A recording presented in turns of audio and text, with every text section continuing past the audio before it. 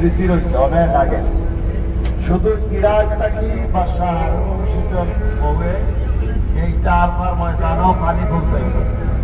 এখন দেখেন কত মিলিয়ন মিলিয়ন টাকা লাগছে।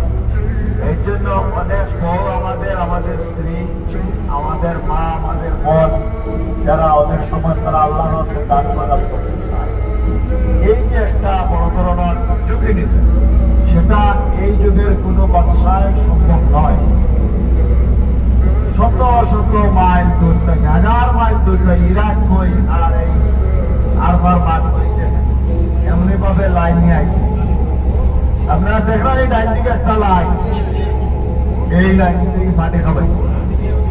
আল্লাহ তাআলার কাছে দোয়া করি, বাদশাহ হারুন রশিদের ওয়াইফের আল্লাহ তাআলা মাফ করুন, বরকত পূরণ করুন এবং বাদশাহ হারুন রশিদরে আল্লাহ মাফ করুন।